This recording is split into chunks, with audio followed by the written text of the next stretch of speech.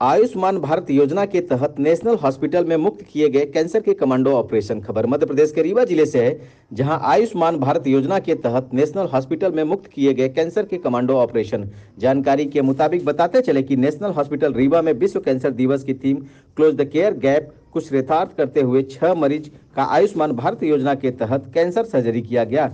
Cancer treatment की असमानता को मद्देनजर रखते हुए इस वर्ष विश्व कैंसर दिवस की theme close the care gap थी, जिसका मतलब यह हुआ कि सामाजिक और आर्थिक पहलुओं के कारण मरीज को उत्कृष्ट एवं समान इलाज नहीं मिल पाता और इस संकट को दूर करने में वैश्विक स्तर पर कार्य किए जाए।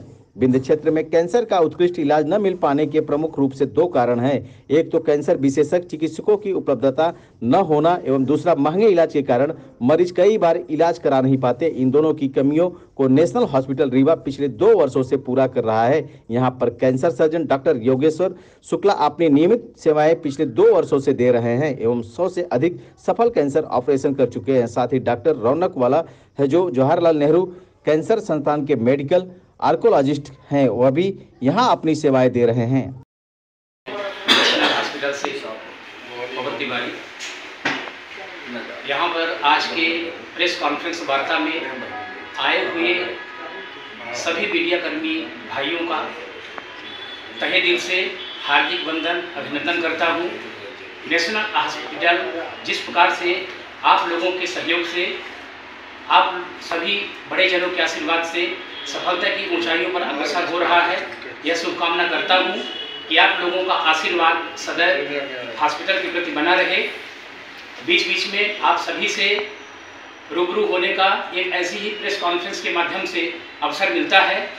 अगला कार्यक्रम हमारा कुछ ही दिनों में होने वाला है निःशुल्क स्वास्थ्य शिविर का, और बहुत जल्द आप लोगों का आशीर्वाद फिर से, आप लोगों का स्नेह फिर से, और आप लोगों के माध्यम से रीवा की जनता, यहाँ तक कि बाहर की जनता को भी नेशनल हॉस्पिटल के प्रति जो प्रेम व्यवहार लगातार मिल रहा है, उसके लिए पूरा का पूरा नेशनल अस्पताल और नेशनल हॉस्पिटल संचालक डॉक्टर अखिलेश पटेल सर की तरफ से मैं सभी आप लोगों का शुक्रिया करता हूँ। धन्यवाद।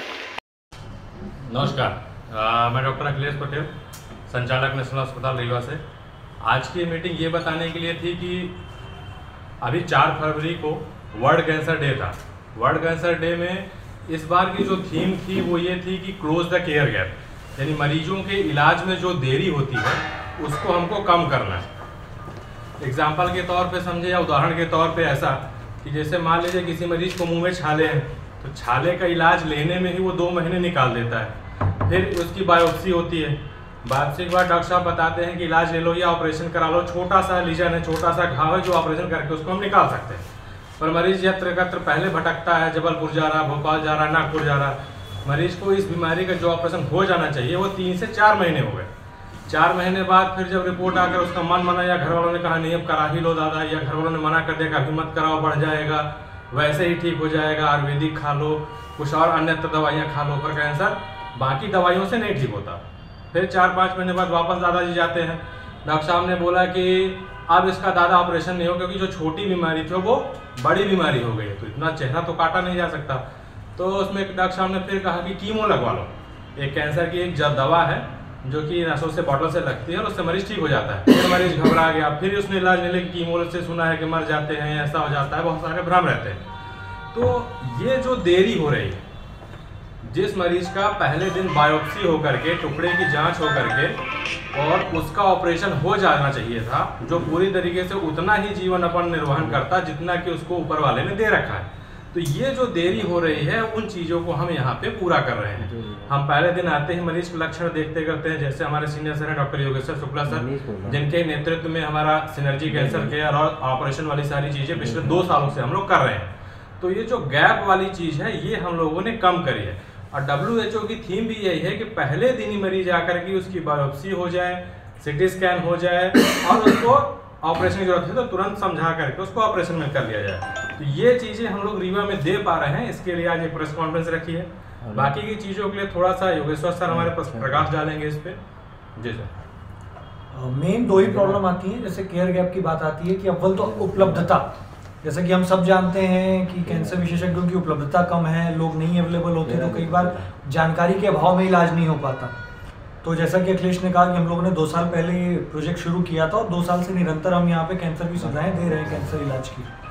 दूसरा आता है पैसे को लेकर कि आर्थिक स्थिति वैसी नहीं रहती क्योंकि महंगा इलाज होता है। तो अब हमारे पास आयुष्मान के तहत भी सारा इलाज उपलब्ध है, कीमोथेरेपी, सर्जरी, सारी चीज़ें। और पहले भी हम कहीं ना कहीं सरकारी योजनाओं से जुड़ के करते रहे, पर अब आयुष्मान के तहत हम पूरी तरीके से मुफ्त इलाज दे पा रहे हैं। आज भी कल और आज मिला के हमने करीब 6 ऑपरेशन किए हैं कैंसर के, जिसमें एक जबड़े का ऑपरेशन है, ओवरी का ऑपरेशन है, थायराइड का ऑपरेशन है। सारे इलाज आयुष्मान के तहत पूर्णतः मुफ्त हुए हैं। तो बेसिकली आप लोगों के माध्यम से मैं सभी को ये बताना चाहता हूँ 2 बातें। अव्वल तो ये कि कैंसर विशेषज्ञ से कैंसर का इलाज होने पर उसकी जो सक्सेस रेट है वो हमेशा बेहतर रहती है, और जो कि आप पिछले 2 साल से रीवा में उपलब्ध हूँ मैं।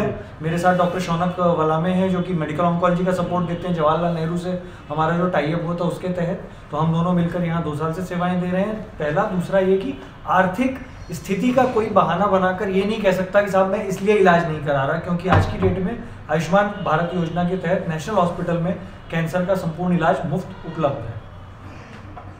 कैंसर की बीमारी किस स्टेज पर पहुंचती है तो जानलेवा हो जाता है?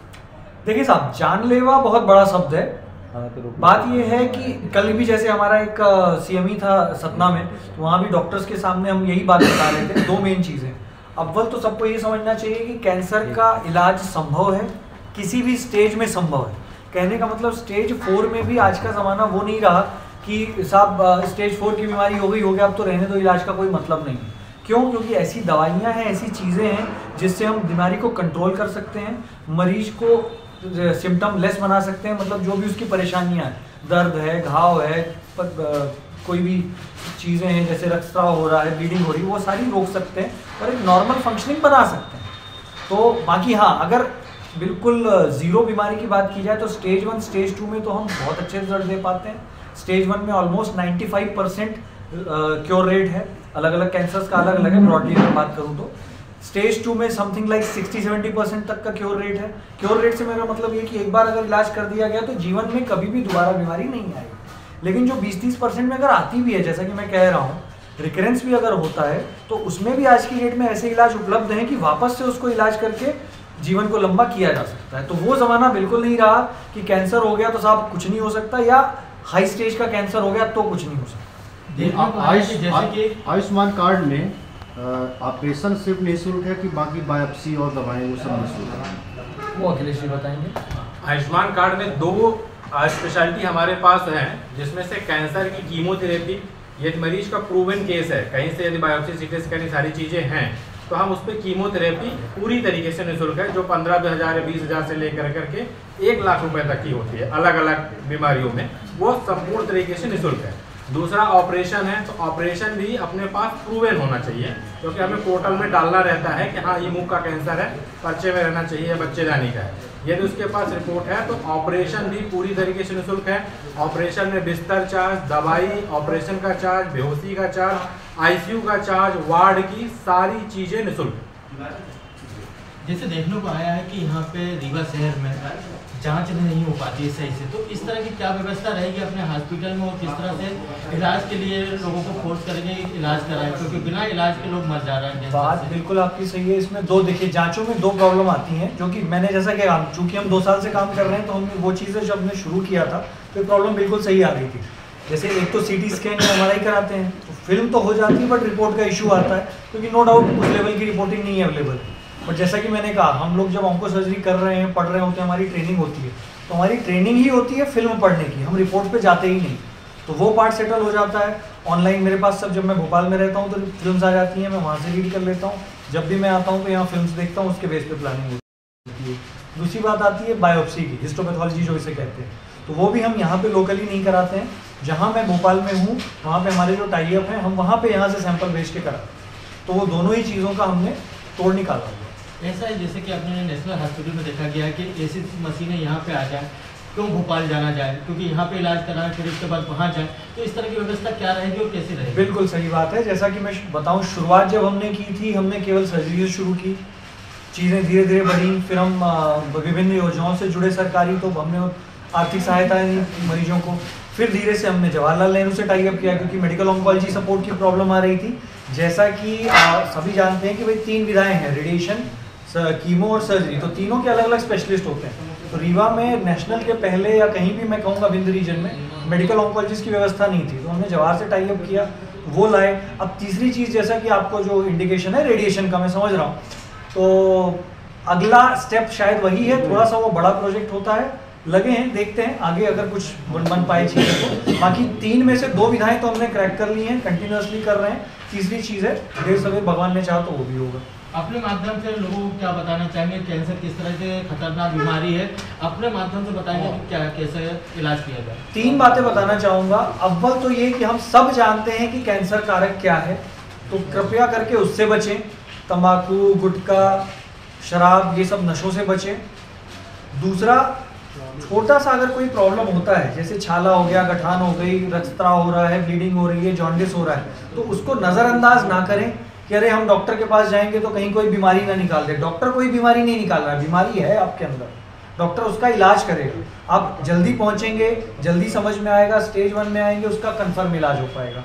और तीसरा, अगर कोई मरीज को पता चलता है आपके आसपास या किसी के बारे में, तो उसे कृपया हताश ना करें कि साहब कैंसर हो गया, अब इलाज नहीं हो सकता है। कैंसर का इलाज, संपूर्ण इलाज उपलब्ध है आज की डेट में। हर वो इलाज जो महानगरों में उपलब्ध है वो रीवा में उपलब्ध है, और हर वो इलाज जो किसी और शहर में मुफ्त आयुष्मान के तहत उपलब्ध है वो रीवा में उपलब्ध है। कैंसर को क्या साधारण डॉक्टर जो हैं उनको दिखाया जा सकता है या विशेषज्ञ को ही दिखाएं? इसमें 2 बातें हैं। देखिए, डॉक्टर हर विधा में एक ट्रेनिंग होती है सबकी। स्पेशलिस्ट होते हैं, सुपर स्पेशलिस्ट होते हैं। तो स्पेशलिस्ट हैं, उनकी इस लेवल की ट्रेनिंग तो अमूमन रहती है कि वो ये पहचान सके कि साहब जो देख रहे हैं वो कैंसरस है या नॉन कैंसरस। बेसिक जांचें वो बिल्कुल कर सकते हैं। लेकिन बात सही है कि जो ट्रीटमेंट की बात आती है, जैसा मैंने कहा कि 3 विधाएं हैं जो कैंसर ट्रीटमेंट के लिए स्पेशलाइज बनाई गई हैं, रेडिएशन, कीमो और ऑन्को सर्जरी, तो फिर सर्टेनली उनको उनके पास रेफर करना चाहिए ताकि आगे चल के वो उसका इलाज संपूर्ण तरीके से और एक पुख्ता तरीके से, साइंटिफिक तरीके से कर पाए। कई मरीज भ्रम में रहते हैं, बवासीर की बीमारी को कैंसर समझ लेते हैं, कैंसर को बवासीर, तो जब सेकंड स्टेज में पहुंचती है तब उन्हें पता चलता है कि ये कैंसर है। इसकी पहचान क्या है बवासीर और कैंसर में, लेडी में? मरीज से ज़्यादा साहब जो झोला छाप बैठे हैं, मैं कहूँगा वो इस चीज़ का रहते हैं। हमारे पास बहुत मरीज आते हैं, साहब इंजेक्शन लगा रहे थे, धागा बंधवा रहे थे, ये कर रहे थे, वो कर रहे थे, और फिर अंततोगत्वा पता चलता है कि तो बवासीर था ही नहीं, कैंसर के साथ खेल रहे थे। तो जो साहब ने बात कही, जो मैं कह रहा था कि स्पेशलिस्ट डॉक्टर, आप किसी अगर जनरल सर्जन के पास जाएंगे बवासीर के लिए, तो मैं इस बात से बिल्कुल भी इत्तेफाक नहीं रखता कि वो नहीं समझ पाएंगे कि ये कैंसर है कि बवासीर है। वो देखते ही समझ जाएंगे, क्योंकि वो उस चीज़ में ट्रेंड है कि बवासीर क्या है और कैंसर क्या है, इलाज क्या होगा भले उसको ना समझ पाए। लेकिन जो झोला छाप हो गए और विधाओं के डॉक्टर हो गए, वो बिल्कुल ही नहीं समझ पाते, वहाँ जनरली कोताही होती है। नॉर्मली क्या है, अगर किसी को भी रक्तस्राव है मलद्वार में, या कोई ऐसा दर्द है, चीज़ें हैं, परेशानी है, कॉन्स्टिपेशन है, तो कृपया करके एक जनरल सर्जन से मिलें, उनसे अपनी जांच कराएं। वो सर्टेनली आपको बता पाएंगे कि बवासीर है या फिर कैंसर। ये विंध्य रीजन में कौन सा कैंसर सबसे तेजी से आपको दिखा दिया? 2 कैंसर मैं कहूँगा, बल्कि 3 कैंसर। सबसे ज़्यादा तो मुख का कैंसर है, कारण हम सभी जानते हैं, गुटखा, तम्बाकू का सेवन, सुपारी का सेवन बहुत ही कॉमन है यहाँ पर। आज भी हमने एक मुंह के कैंसर का ही ऑपरेशन किया है। उसके अलावा दूसरा आता है बच्चेदानी के मुंह का कैंसर, क्योंकि महिलाएं कई बार छुपा जाती हैं और वो जनरली एडवांस मिलता है हम लोगों को। बहुत ही कम ऐसे बच्चेदानी के मुंह के कैंसर होते हैं जो ऑपरेशन कर पाएँ। लेकिन जैसा कि मैंने कहा, आज की डेट में एडवांस में भी इलाज अच्छा है, संभव है, और पूर्णतः इलाज अवेलेबल है। तो उसमें कीमो करके रेडिएशन करने का इलाज है, जिसका सक्सेस रेट अगेन सर्जरी के बराबर है, और हम वहाँ भी अच्छा इलाज करते हैं। तीसरा आता है स्तन का कैंसर। तो ये 3 कैंसर मैं कहूँगा विंध्य रीजन में जो हम 2 साल से काम कर रहे हैं, हमें बहुत कॉमन भी मिलता है।